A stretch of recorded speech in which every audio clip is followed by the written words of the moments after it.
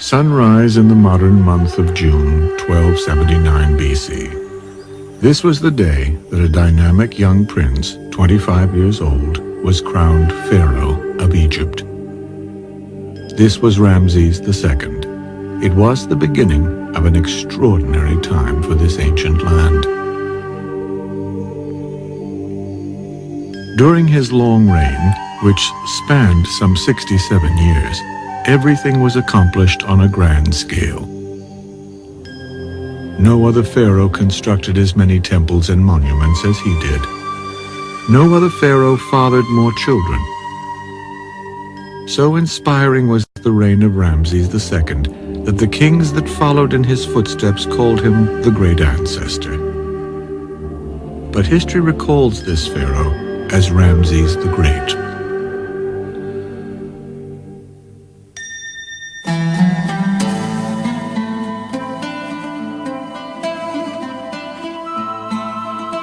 When Ramses II came to the throne, he was prepared for kingship as perhaps no other prince before him.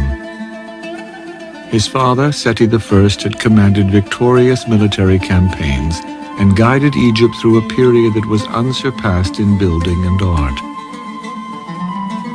He was determined that his son would possess the education and military skills to ensure these traditions would continue once he had become pharaoh. As a boy, Prince Ramses rode alongside his experienced father in military campaigns in Libya and Syria. And because the hope of the new dynasty rested with him, the importance of producing heirs to perpetuate the royal family line was also impressed upon the prince. This was a royal task Ramses took on with a passion. It has been estimated that even before he became pharaoh, his two principal wives in the royal harem had already bore him more than 20 children. Egyptians married young, and so royal princes, before they came to the throne, would probably be married more or less as soon as it was feasible. And the idea would be that they would start producing children very soon. And there's really two reasons for that. One is, it's no good having one prince. That prince simply may not survive long enough to become the next ruler, so you've got to have a number. But the other thing is, the royal house was a kind of image of fertility and productivity for the Egyptians. And so pharaohs and princes tried to produce a lot of children. Ramses recounted the details of his early life in an inscription at his father's temple at Abydos. The all-powerful Seti himself made me great while I was a child. He equipped me with women, a royal harem, and placed those of the north and the south under my feet.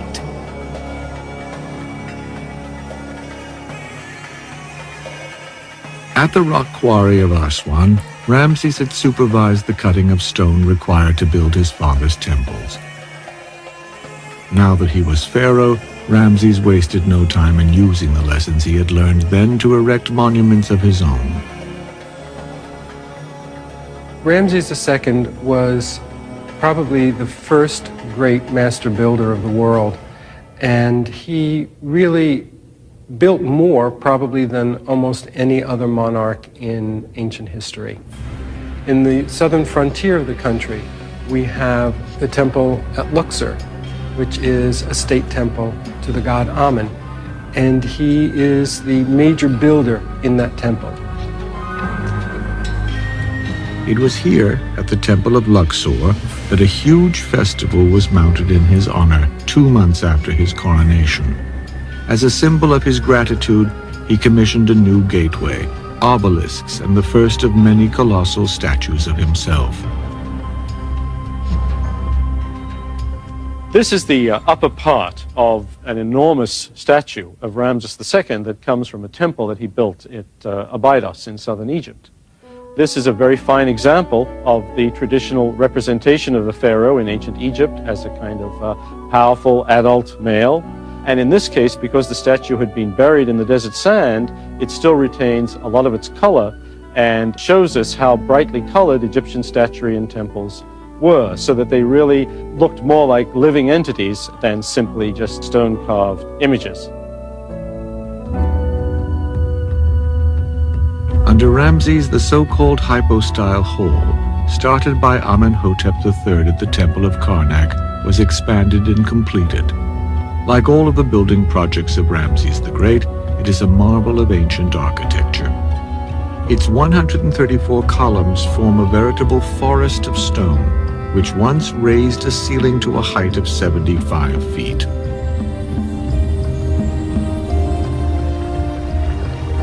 But the building projects of Ramses II did not stop with the temples of Karnak and Luxor, which are located on the east bank of the Nile, at Thebes. In accordance with Egyptian religious dictates, Ramses erected his mortuary temple on the side of the river where the sun sets, along the west bank.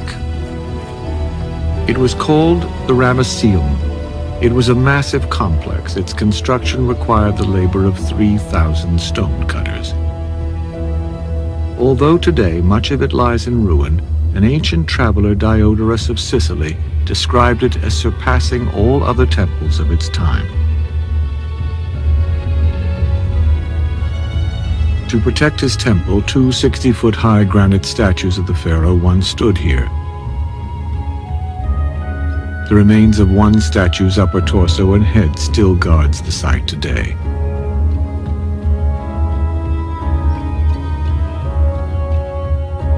But it was at Egypt's southern border near modern Sudan that the pharaoh Ramses' grandest monument to himself is found. It dominates the landscape along the Nile and is called the Temple of Abu Simbel. Carved out of the side of a mountain, the grandeur of this great temple must have led ancient river travelers to believe they truly had entered a land ruled by gods. Experts believe that the construction of Abu Simbel began during the 10th year of Ramses II's reign in 1269 BC and took 13 years to complete. Although it was dedicated to the Egyptian gods Amen-Ra and Ptah, the enormous sandstone monument glorified the god King Ramses himself more than anything else. 4 colossal likenesses of the pharaoh gaze out across the Nile from a facade that appears to have grown right out of the earth. They are commanding figures that reach a height of 65 feet. If they could stand, these giants would be nearly 100 feet tall. By comparison, religious symbols and representations of his queens, children, and relatives are dwarfed. Abu Simbel is a miracle of engineering. It is oriented so that on only 2 days of the year, during the spring and fall equinoxes, the rays of the rising sun will pierce the entranceway. The light then makes its way past 8 33-foot-high statues of the king portrayed as the god Osiris. Continuing along the 215-foot corridor, the sun's rays finally enter the most secret sanctuary of the temple. Here the light illuminates the statues of 3 gods seated within.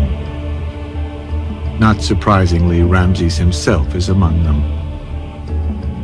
A 4th god, Ptah, is also represented but not entirely in the light. Evidently, this is because Ptah is the lord of shadows. Adjacent to the site of Abu Simbel, Ramses the Great built a temple to honor his favorite wife, Nefertari. Its rock face features 6 statues of the king and queen and has been interpreted as an amazing display of the king's affection. This was a great honor to be so closely associated with the pharaoh, and it is likely Queen Nefertari witnessed the dedication of her own temple at Abu Simbel.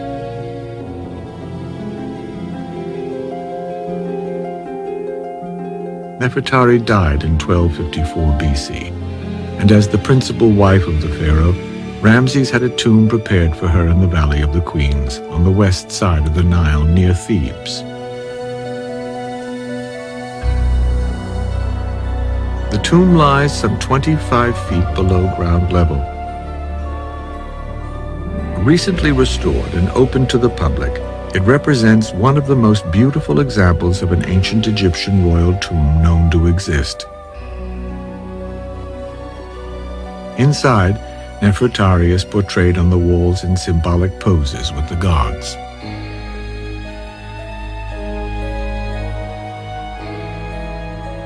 Around the same time as the Temple of Abu Simbel was being built, Ramses the Great began work on the new city called Per-Ambusu, a name that means Domain of Ramses. Located in the northeast part of the Nile Delta, it has special significance. Hebrews had lived peacefully around the Nile Delta for 400 years, but concerned over their numbers, Ramses and his father before him may have forced them into the hard labor of constructing this new city.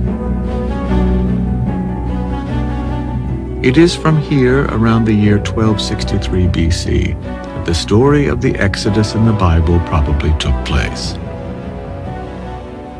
Ramses II is often associated with the Exodus.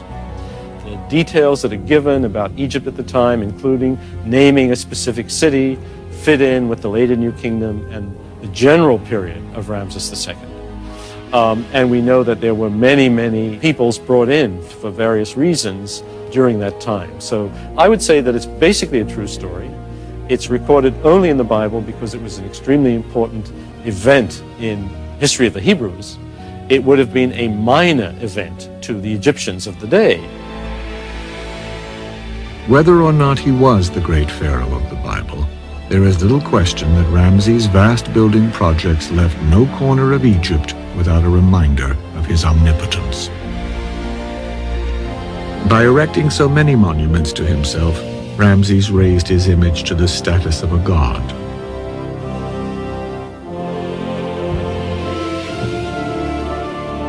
But Ramses the Great's fame was not based solely on the monuments he built. He is also remembered for the enemies he crushed.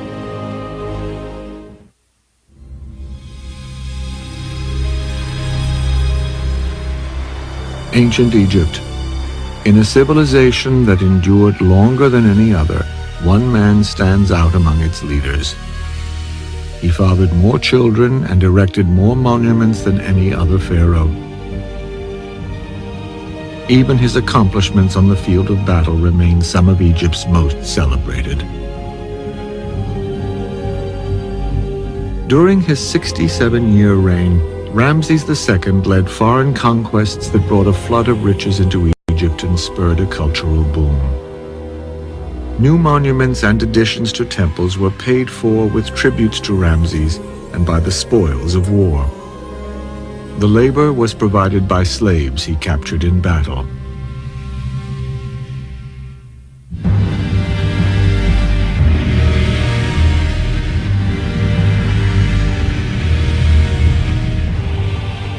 Northeast of ancient Egypt lay a vast desert frontier that is now modern Syria. Ramses' father, Seti I, had maintained control over the southern coastal regions of this land. However, a people known as the Hittites held sway in the outer areas and in a strategic city called Kadesh. During the fourth year of the reign of Ramses the Great, a revolt took place in the Egyptian-occupied area. Ramses was determined to retain the land his father had won for Egypt and use the opportunity to oust his enemies, the Hittites, from their stronghold once and for all.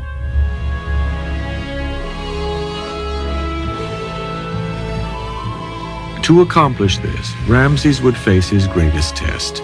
It is remembered as the Battle of Kadesh. The ancient inscriptions tell us that in 1275 BC, Ramses assembled one of the greatest forces of Egyptian troops ever seen. He led his army of 20,000 men up the Gaza Strip toward Kadesh. Close to his destination, 2 Hittite spies were captured, but they misled Ramses by saying the enemy was fearful and 100 miles to the north. Confident, Ramses moved ahead with only 1/4 of his force and then set up camp to wait for the remainder of his army.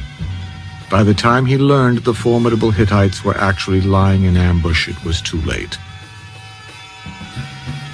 Miraculously, Ramses did manage to hold off the enemy long enough to allow Egyptian reinforcements to arrive. A complete rout was avoided, but most experts believe the Battle of Kadesh ended in stalemate. It is apparent, however, the pharaoh didn't see it that way.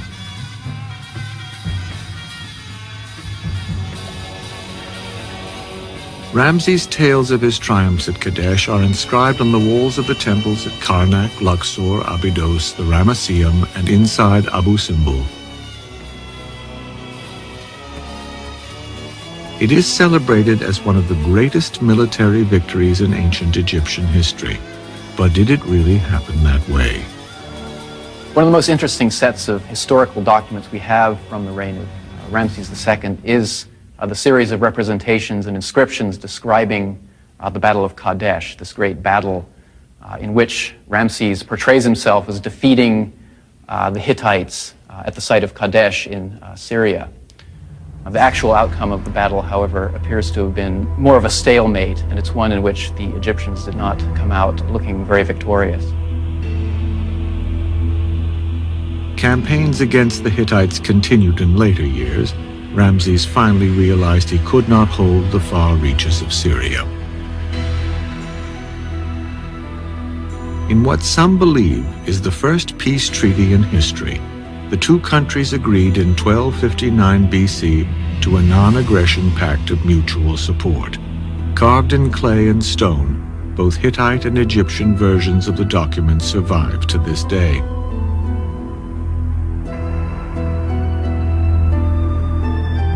Once peace had been secured, Ramses II married a Hittite princess to cement the treaty.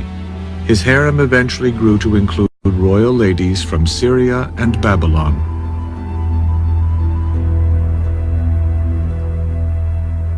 Ramses II died in 1212 BC. Records tell us he was 92 years old. After the mummification process, his body was wrapped in golden shrouds and fine linen, placed in a stone sarcophagus, and entombed near his ancestors in the Valley of the Kings.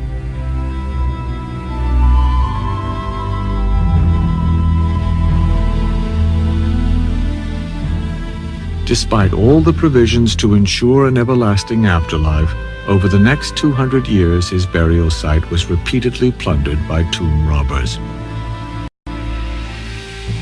Priests had to rewrap and move his mummy to other tombs to keep it whole. His final resting place was a simple cedar coffin. In 1881 AD, Ramses' mummy was found hidden away with the other mummies of the royal cache at Dar el-Bahari near Queen Hatshepsut's temple.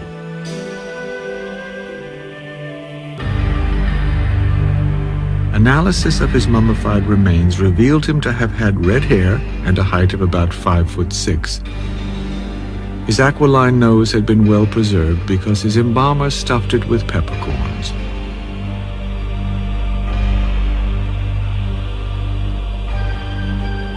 The inability for Ramses to find peace after death was symbolic of what lay ahead for Egypt. The country was beginning a long and fitful decline.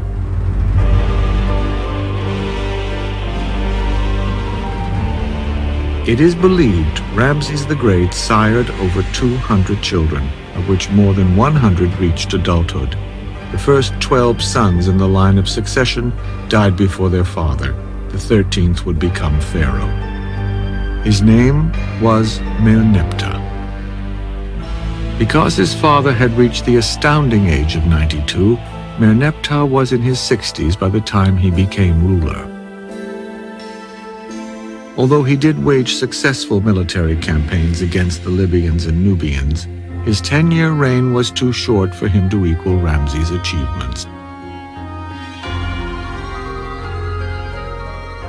Still, the discovery of a portion of Merneptah's palace at Memphis was a great archaeological find. no other remains of a pharaoh's residence have ever been unearthed.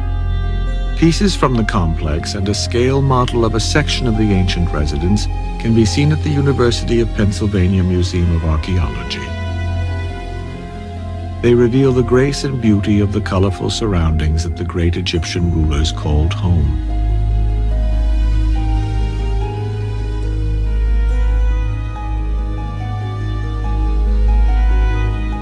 The incised carvings on these actual fragments from the palace depict the pharaoh in symbolic royal poses.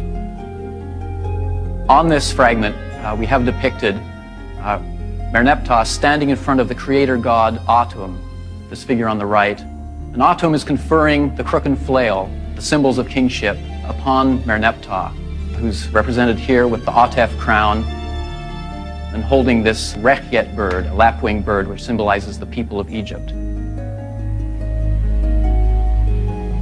Hieroglyphic inscriptions on the palace gateway describe accompanying scenes depicting Merneptah's link to the gods and power as pharaoh. The text reads, "Granting to you the crook and flail and millions of years of rule." So this is a very condensed and very nice statement on the divine interaction of the king and the way his kingship was conferred upon him by the gods. The glorious high water marks of the 19th dynasty pharaohs were history by the time Merneptah died in 1202 BC. But the story of the greatest pharaohs did not end there.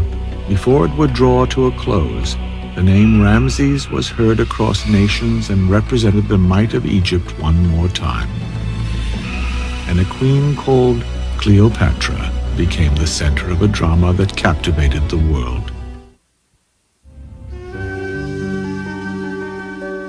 Below the foothills of the mountains which conceal the Valley of the Kings stands a mortuary temple at a site called Medinet Habu. It is the best preserved of all the temples at the ancient city of Thebes, and the only one in Egypt where the existing hieroglyphs, reliefs, and architectural layout have been completely documented and translated. Its builder was Ramses III, the second pharaoh of the 20th dynasty, who took power in the year 1182 BC. His connection to Ramses the Great was in name only. They did not descend from the same bloodline. Ramses III inherited a stable Egypt, a nation at relative peace, but 8 years into his reign, he would be compelled to face an enemy that would put his world in turmoil.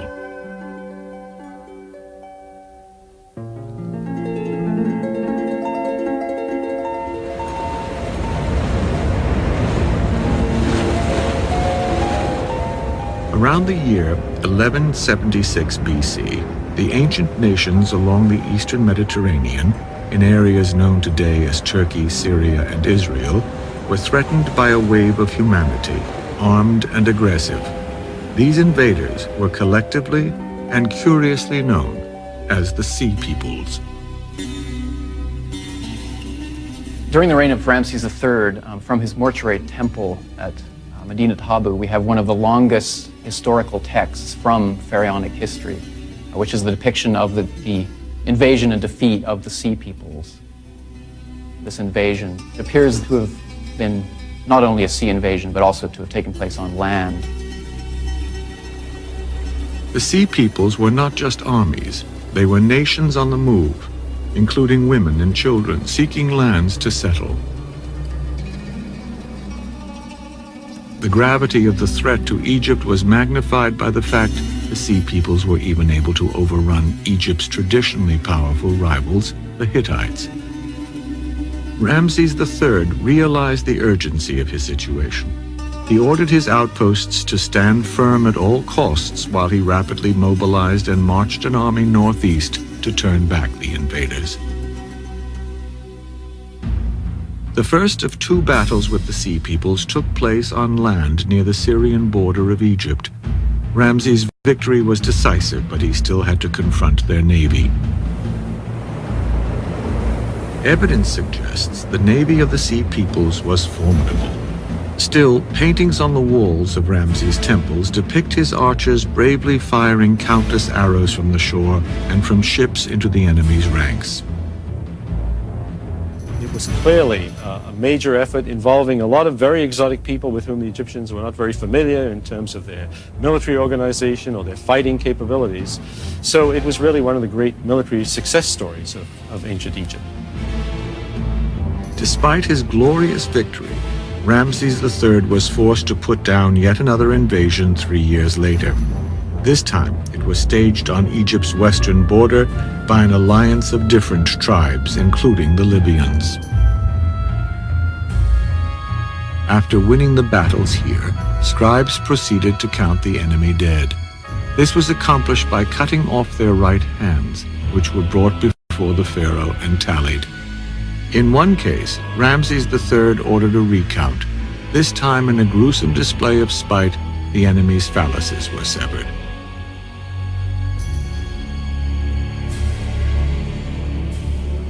Ramses III had once again saved the nation, but then, in an ironic twist of fate, an assassination attempt was made upon his life.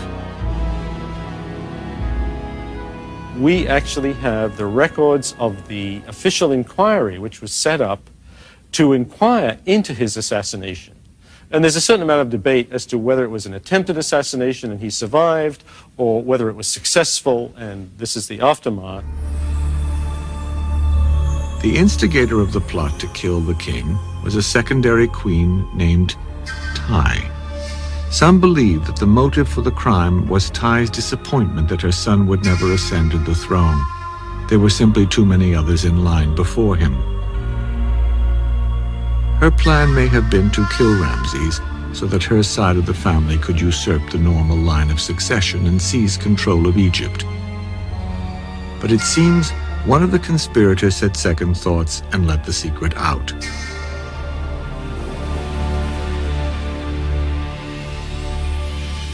The trials involved more than 40 conspirators.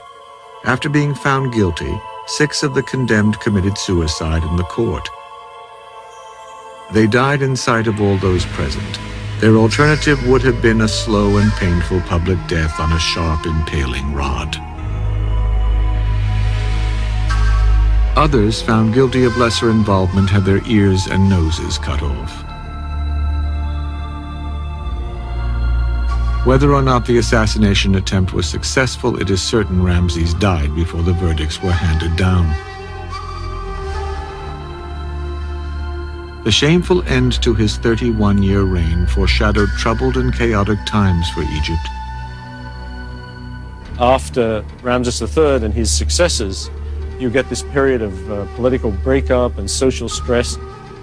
There are still Egyptian pharaohs, but they seem to be much less in control of the situation.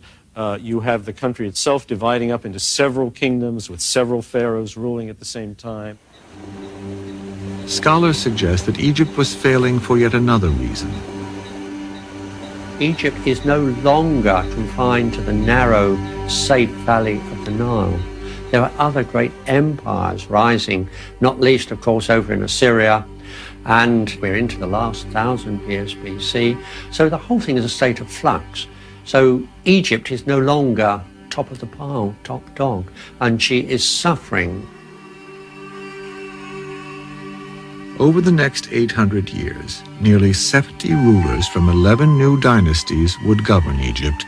They included Libyan, Nubian, Syrian, and Persian conquerors. Egypt was under the domination of the Persians when, in the year 333 BC, they were compelled to face one of the most formidable military commanders in history, Alexander the Great.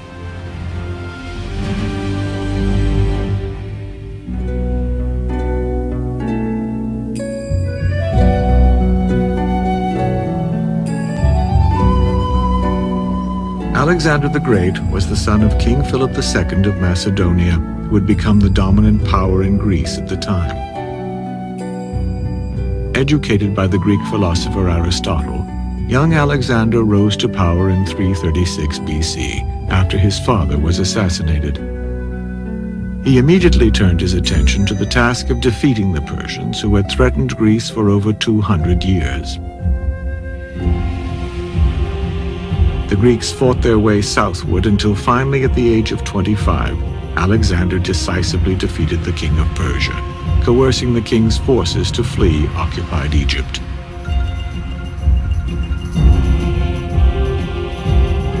Shortly thereafter, Alexander entered Egypt as its liberator. He met no resistance and was promptly crowned pharaoh and became a god. Alexander was a highly intelligent individual, and in no country is his political acumen more concretely displayed than in Egypt. Certainly to his troops, while he was, of course, a king and a great warrior, a great man, he was not a god. However, he and his advisors were intelligent enough to see that if he was going to be able to control Egypt, he would have to assume the mantle of the Egyptian kings and be worshipped as a divinity. Although Alexander was now pharaoh of Egypt, his destiny lay elsewhere. Shortly after founding the city of Alexandria and naming it the capital of Egypt, he continued to conquer foreign lands as far away as India.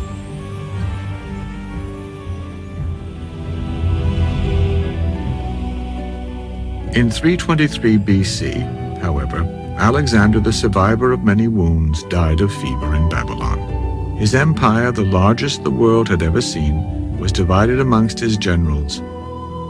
Chief among them was his boyhood friend, Ptolemy. When Ptolemy laid claim to Egypt, it marked the beginning of the last Egyptian dynasty. A dynasty that would found the greatest institution of learning ever seen, build one of the 7 wonders of the world, and produce the most famous queen in history. Hidden beneath the harbor of the ancient city of Alexandria are clues to mysteries that have gone unsolved for over 2,000 years.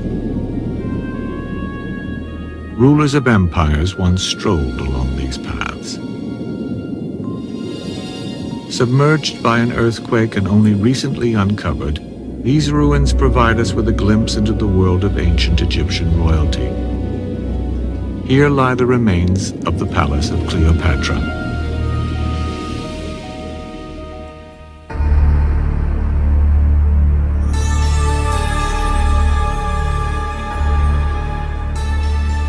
The final chapter in the story of the greatest pharaohs began in the year 323 BC.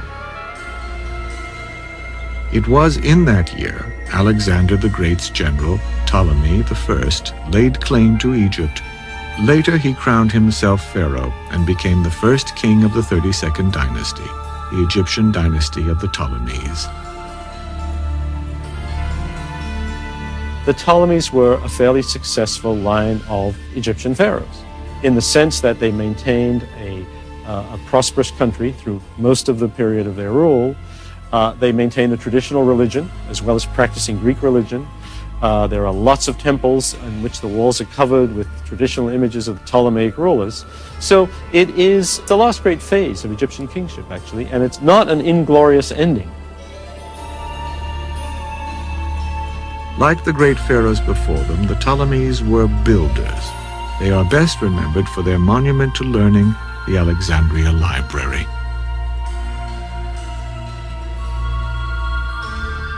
Hundreds of thousands of written works were stored there, but it was more than a library. It was the literary and scientific seat of its time. The first place in history where scholars from every corner of the known world and every field of study congregated for the sole purpose of seeking knowledge.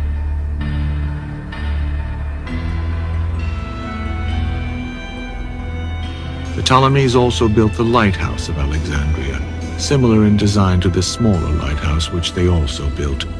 It was the last of the 7 wonders of the ancient world.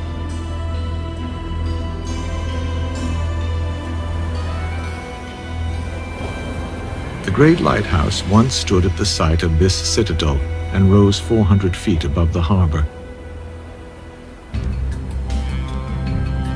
Its beacon, was created by huge fires that were visible to sailors more than 100 miles out to sea.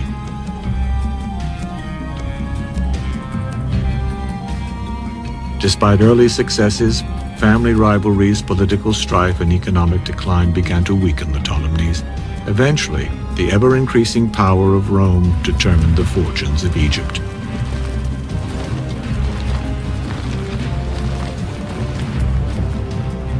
By the middle of the last century BC, the Ptolemies were rulers of Egypt in name only.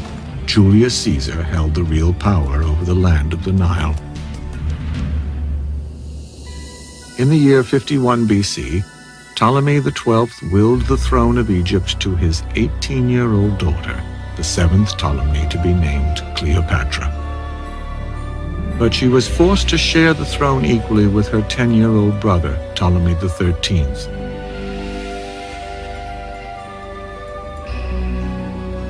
Cleopatra was born in 69 BC.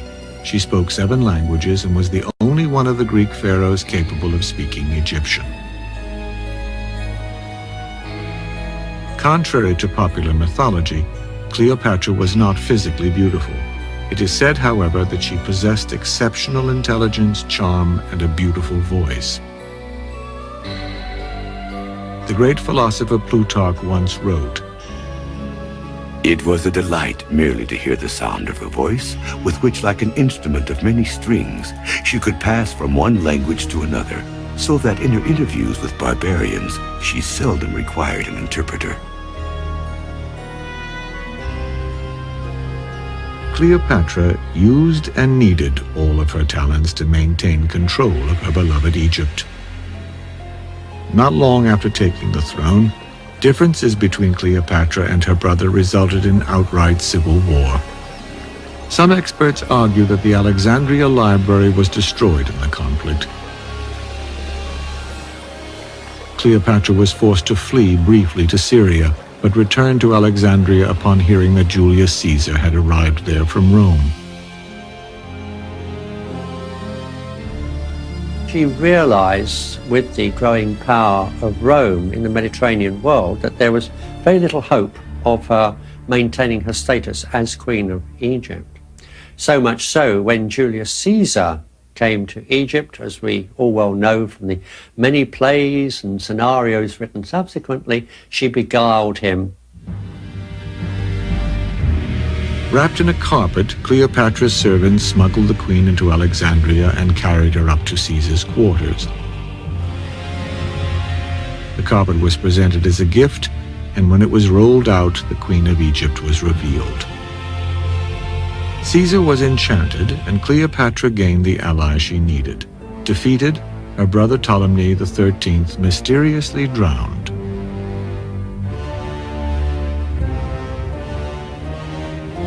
Caesar returned to Rome only weeks later, leaving Cleopatra pregnant with his son, Caesarion. But after a year had passed, he requested her presence. Cleopatra's appearance in Rome was an outrage, and combined with Caesar's feuds with the Roman Senate, led to his assassination in 44 BC.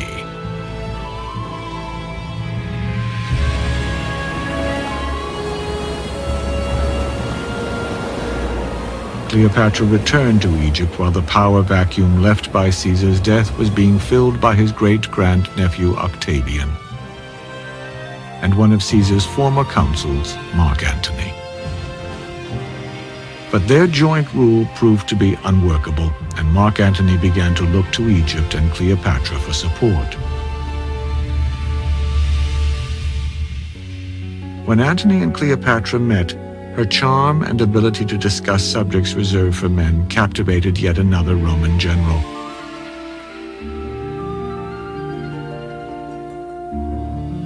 It was the beginning of a love affair and a political alliance that would determine both of their fates and the fate of Egypt.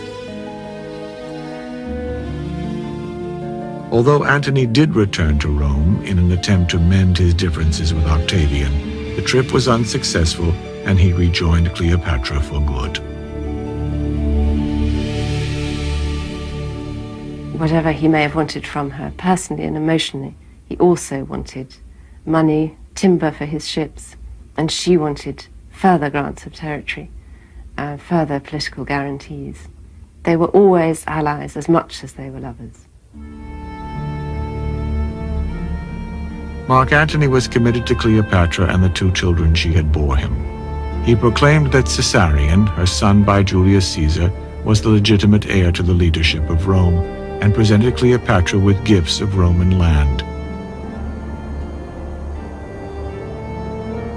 We have the situation of a noble Roman, a great Roman general, at one point giving away parts of the Roman Empire to an Eastern queen, and that was not to be tolerated by the Senate in Rome. That's why Mark Antony was declared public enemy number 1. Manipulating these feelings to his benefit, Octavian obtained the backing of the Roman army and declared war on Antony and Cleopatra.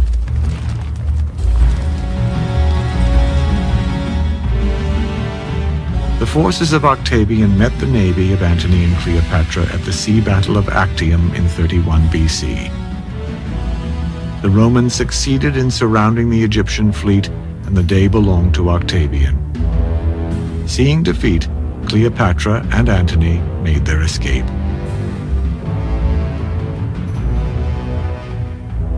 Within a year, the Roman fleet entered Alexandria's harbor, and the Egyptian forces surrendered. Mark Antony knew what his fate would be, and he took the noble Roman way out. He fell upon his sword and committed suicide. Cleopatra knew what her fate would be. Golden chains on her wrists and ankles in a great triumph in Rome. She couldn't beguile Octavian as she had been so successful with Mark Antony and with Julius Caesar. Octavian intended to be master of the Roman world.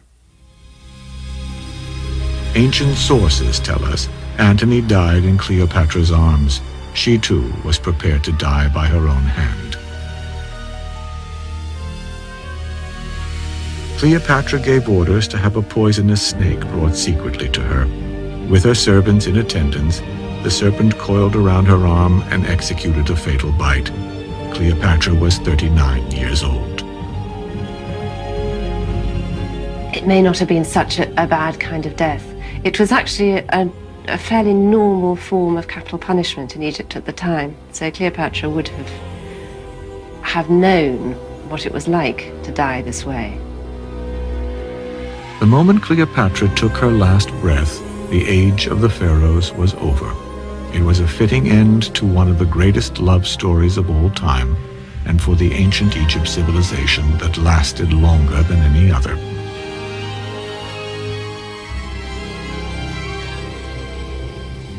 It is true that Egyptian Roman overlords continued Egyptian ritual, appeared as pharaohs, and built temples to the gods. But these actions were purely for the purpose of maintaining control over the population. In reality, Egypt was just another territory, a rich land to be drained of its resources for the benefit of Rome. Unattended, the shrines and monuments built over a period of 3 millennia were forgotten. What wasn't defaced or looted lay helpless against the relentless wind and sand. Their colors were erased and their forms buried beneath the surface of the desert.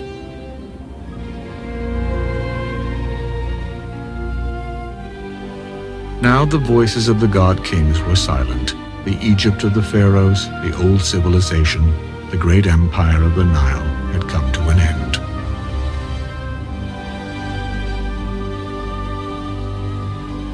But after all attempts by man and nature to destroy what the ancients had built, the legacy of the kings and queens of Egypt has survived. Their faces testify to the ageless glory of human nature and reveal how little it has changed since the time of the god-kings, the giants, the greatest pharaohs.